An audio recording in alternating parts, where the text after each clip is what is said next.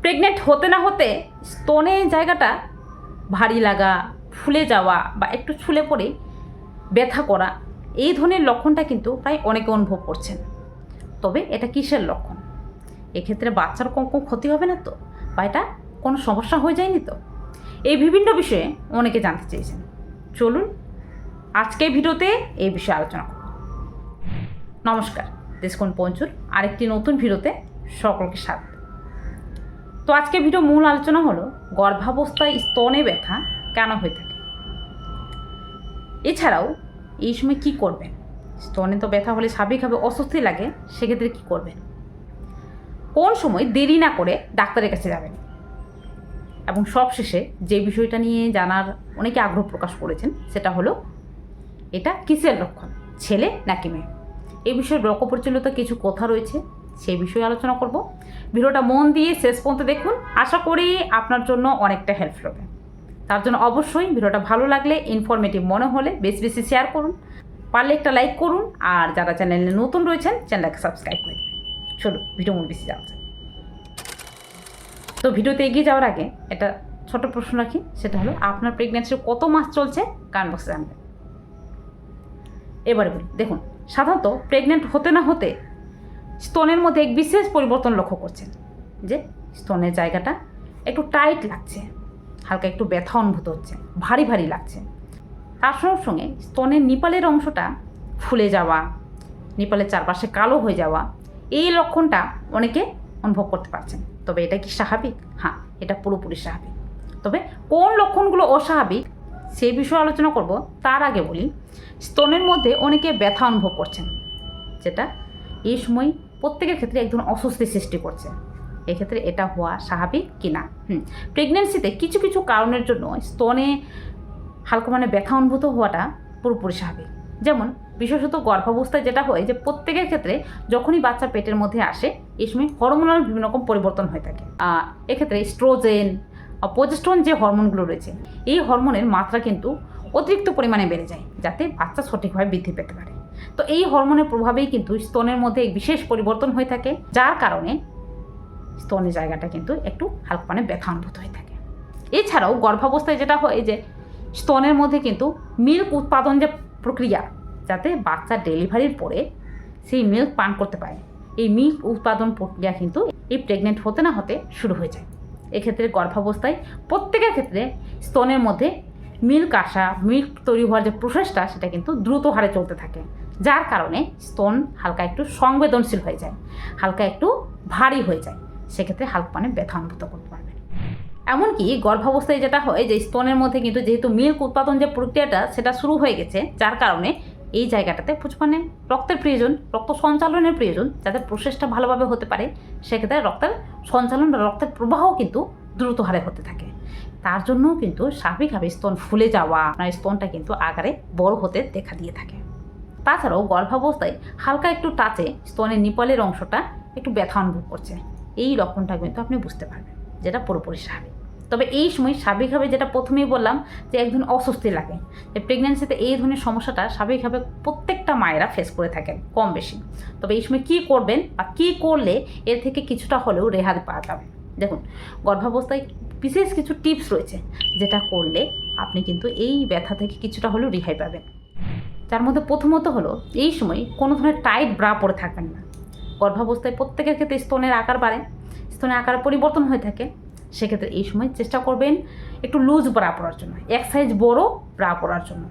আর তার সঙ্গে সঙ্গে সুতি বা কটনের কোনো ধরনের ব্রা পরবেন, কোনো ধরনের সিনথেটিকের ব্রা ভুলেও পরবেন না, না তো স্তনের জায়গাটাতে বিভিন্ন ধরনের সমস্যা দেখা দিতে পারে। তাছাড়াও গর্ভাবস্থায় বিশেষত রাত্রেবেলার দিকে যারা ব্রা পরে ঘুমোতে বেশি ভালোবাসেন, তারা কিন্তু মোটেও ব্রা পরে থাকবেন না। রাত্রেবেলার দিকে চেষ্টা করবেন কোনো ধরনের ইনার পরে ঘুমানোর জন্য, যেগুলো লুজ থাকে। ইনার পরে ঘুমালে কোনো ধরনের সমস্যা হয় না, ইনার পরে ঘুমাবেন, অথবা আপনি ব্রা নাও পরে ঘুমাতে পারেন। সেক্ষেত্রে আপনার কমফোর্টেবল অনুযায়ী কিন্তু আপনি এটা চেষ্টা করবেন। তবে টাইট ব্রা পরে ঘুমানো বা ব্রা পরে ঘুমানোটা এড়িয়ে যাবেন, কারণ গর্ভাবস্থায় ঘুমানোর সময় সামান্য নজরা করলে এই ব্যথা কিন্তু খুব বেশি অনুভূত হয়, আর যেটা কিন্তু ঘুম থেকে ওঠার পরে খুব বেশিভাবে বুঝতে পারবেন।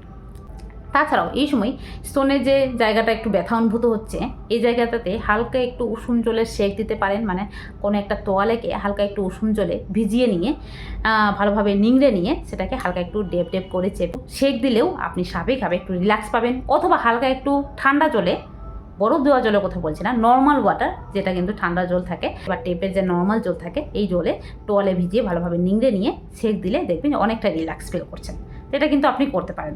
এক্ষেত্রে গর্ভাবস্থায় স্তনের এই বিশেষ টিপসগুলো কিন্তু স্তনের ব্যথাকে রিলিফ দিতে সাহায্য করে থাকে। তা বলে গর্ভাবস্থায় এই সময় যে কাজগুলো কখনোই করবেন না সেটা হলো স্তনের জায়গাটাতে কোনো ধরনের চাপ দেওয়া বা উপর হয়ে ঘুমানো, বা এই সময় কোনো ধরনের সিনথেটিকের কাপড় পরে জোর করে আপনি কাপড় টানলেন, এই জিনিসগুলো করবেন না। এক্ষেত্রে কিন্তু ব্যথা আরও বেশি বাড়বে, এটা মনে থাকে যেন। আচ্ছা, এই সময় কোন লক্ষণগুলো দেখলে আপনি দেরি না করে ডাক্তার কাছে যাবেন? গর্ভাবস্থায় স্তনে সমস্যা হওয়া মানে স্বাভাবিকভাবে অনেক সময় কিন্তু ইনফেকশনের কারণ, আবার অনেক সময় বাচ্চার ক্ষতির কারণ হতে পারে। কারণ পেটের বাচ্চাটা যখন ডেলিভারি হবে, এই ডেলিভারির পরে প্রথম যে মিল্কটা খায় সেটা কিন্তু আপনার স্তন থেকেই খাবে। সেক্ষেত্রে সামান্য সমস্যা মানে আপনার বাচ্চার ক্ষেত্রে মারাত্মক ক্ষতির কারণ। তো অবশ্যই এই সময় যে লক্ষণগুলো দেখলে দেরি না করে ডাক্তারের কাছে যাবেন, যার মধ্যে প্রথমত হলো এই স্তনের জায়গাটাতে দেখছেন যে কোনো লাল লাল ছপ ছপ দাগ হয়ে গেছে, বা এই জায়গাটাতে টাচ করলেই খুব বেশি গরম লাগছে, এটা কিন্তু স্বাভাবিকভাবে অনেক সময় ইনফেকশনের লক্ষণ। দেরি না করে ডাক্তারের কাছে যাবেন। আচ্ছা, এই সময় অনেকে বলে থাকেন যে এই জায়গাটাতে চাকা চাকা কিছু একটা অনুভূত হচ্ছে, দোলা দোলা মতো কিছু একটা অনুভূত হচ্ছে। এই দোলাটা যদি খুব শক্ত হয়ে থাকে তাহলেও কিন্তু দেরি না করে ডাক্তারের কাছে যাবেন। অনেক সময় অনেকের ক্ষেত্রে ব্রেস্ট ক্যান্সারের কারণ হতে পারে। আচ্ছা, এটা আপনার ক্ষেত্রে হবে বলে আমি এটা মনে বলছি না, কিন্তু অনেকের ক্ষেত্রে হতে পারে, যেটা অনেকে বুঝতে পারেন না। তো এটা খেয়াল রাখবেন। আচ্ছা, এই সময় স্তন থেকে অনেকের ক্ষেত্রে কিন্তু মিল্ক নির্গত হওয়া বা ডিসচার্জ, হালকা একটু তরল নির্গত হওয়া দেখা যেতে পারে। এটা কখন হবে? বিশেষত প্রেগনেন্সির 9 নম্বর মাসে, আবার অনেকের ক্ষেত্রে 6-7 নম্বর মাসেও হতে পারে। তো এটা কিন্তু দ্রুত হারে মিল্ক বেরোতে চাইছে, এটা কিন্তু হতে পারে। মিল্ক তৈরি হওয়ার প্রসেসটা পুরোপুরিভাবে কমপ্লিট হয়ে গেছে, এবারে কিন্তু আপনার ব্রেস্ট পুরোপুরিভাবে প্রস্তুত রয়েছে বাচ্চাকে মিল্ক খাওয়ানোর জন্য, যার জন্য হালকা একটু ডিসচার্জ বা হালকা একটু মিল্ক নির্গত হতে পারে, যেটা সাধারণত হালকা ইয়েলোইশ টাইপের বা হোয়াইটিশ টাইপের থাকে, মানে সাদা বা হালকা হলুদাবো টাইপের থাকে, যেটাকে কলস্ট্রাম বলা হয়ে থাকে। এটা পুরোপুরি স্বাভাবিক। কিন্তু আপনার ক্ষেত্রে স্তন থেকে যদি কোনো ধরনের লালাভ বর্ণের বা রক্তের মতো লালাভ বর্ণের বা সবুজাভ কালারের বা গ্রে কালারের দুর্গন্ধযুক্ত বা এই কালারগুলো যদি কোনো রকম ডিসচার্জ দেখতে পান, দেরি না করে ডাক্তার কাছে যাবেন। কারণ এটা কিন্তু স্বাভাবিকভাবে আপনার মিল্কের মধ্যে কোনো ধরনের ইনফেকশন হয়েছে, যেটা কিন্তু আপনার বাচ্চা ডেলিভারি পরে যদি হালকা একটু মিল্ক পান করে বাচ্চাকে মারাত্মক ক্ষতি করতে পারে। তো এই সময় দেরি না করে ডাক্তারের কাছে যাবেন। এই জিনিসগুলো মনে রাখবেন। তাছাড়াও স্তনে যদি খুব বেশি ব্যথা অনুভূত হয় বা খুব বেশি চুলকানি অনুভূত হচ্ছে, স্তনের নিপালের জায়গাটাতে কোনো ধরনের রেসেস হয়ে গেছে, বুদি বুদি দানা দানা হয়ে গেছে, এক্ষেত্রেও দেরি না করে ডাক্তারের কাছে যাবেন। আদারওয়াইজ গর্ভাবস্থায় হালকা একটু ব্যথা অনুভূত হওয়া, হালকা একটু সংবেদনশীল হয়ে যাওয়া, একটু টাচ করলে একটু হালকা মানে ব্যথা অনুভূত হওয়া, এগুলো কিন্তু স্বাভাবিক। স্তনের চারপাশে কালো হয়ে যাওয়া, মানে এরিওলা অংশটা কালো হয়ে যাওয়া, এটা পুরোপুরি স্বাভাবিক, এক্ষেত্রে ভয় পাবেন না। গর্ভাবস্থায় স্তনের পরিবর্তনটা ইঙ্গিত করে যে আপনার প্রেগনেন্সি হেলদি রয়েছে, আপনার প্রেগনেন্সি সঠিকভাবে বৃদ্ধি পাচ্ছে। কারণ স্তনের মধ্যে মিল্ক তৈরি হওয়ার যে প্রসেসটা সেটা শুরু হয়, আর এই মিল্ক তৈরির প্রসেসটা ভালোভাবে হলেই কিন্তু স্বাভাবিকভাবে আপনার বাচ্চার ডেলিভারি পরে সঠিকভাবে মিল্ক পান করতে পারবে। তবে এই সময় স্তনের এই পরিবর্তনটা দেখে অনেক মায়েরা জানতে চান যে এটা কিসের লক্ষণ, ছেলে নাকি মেয়ে। মানে এই সময় দেখবেন যে কোনো একটা দিকে স্তনটা কিন্তু আকার একটু বেশি ফোলা লাগে, বেশি একটু ভারী লাগে, আর বেশি একটু সংবেদনশীল লাগে। আবার অন্যদিকে স্তনটা কিন্তু তার ঠিক উল্টো হয়ে থাকে, মানে একটু কম লাগে। এক্ষেত্রে এটা দেখে কিন্তু অনেকে বলে থাকেন যে এটা ছেলে সন্তান বা মেয়ে সন্তান হওয়ার লক্ষণ। মানে সাধারণত যেটা বলা হয় যে আপনার ক্ষেত্রে যদি ডান দিকের স্তনটা আকার একটু বেশি ফোলা লাগে, বেশি ভারী লাগে, তাহলে কিন্তু আপনার ক্ষেত্রে ছেলে সন্তান হবে। আর যদি এর ঠিক উল্টো হয়ে থাকে, মানে বাম দিকের স্তনটা যদি বেশি আকারে একটু ফোলা লাগে বা বেশি ভারী লাগে, বেশি একটু সংবেদনশীল লাগে, তাহলে আপনার মেয়ে সন্তান হবে। দেখুন, এটা কিন্তু প্রেগনেন্সিতে অনেকে বলে থাকেন, বিশেষত আমাদের দিদা কাকিমারা এটা কিন্তু বারবার বলে থাকেন।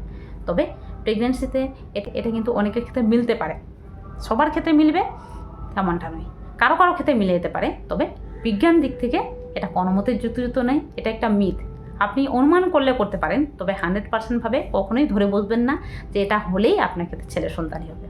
তার জন্য গর্ভাবস্থায় বিশেষত অনুমান ভিত্তিক এটা ধরা যেতে পারে, সায়েন্টিফিক দিক থেকে এটা কোনো মতেই ধরা হয় না, মনে রাখবেন।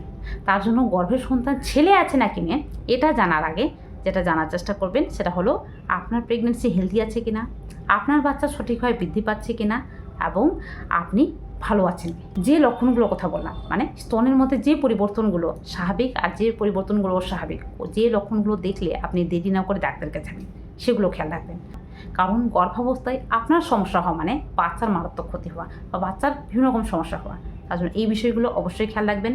চলুন, আজকে ভিডিও আশা করি আপনাদের জন্য অনেকটা হেল্পফুল হয়েছে। তার জন্য পারলে বেশি বেশি শেয়ার করুন। আর অবশ্যই যারা চ্যানেলে নতুন রয়েছেন, এখনও পর্যন্ত চ্যানেলটাকে সাবস্ক্রাইব করেননি, জলদি সাবস্ক্রাইব করে নিন। কারণ আমার চ্যানেলে প্রেগনেন্সি রিলেটেড অনেক রকম ভিডিও রয়েছে। আর যদি কোনো রকম প্রশ্ন থাকে কমেন্ট বক্সে জানান, নির্দ্বিধায় যে কোনো প্রশ্নের উত্তর পেয়ে যাবেন। চলুন, আজকের জন্য টাটা। সবাই ভালো থাকবেন, সুস্থ থাকবেন, সাবধানে থাকবেন। দেখা হবে খুব শিগগিরই নতুন একটা ভিডিওর সাথে।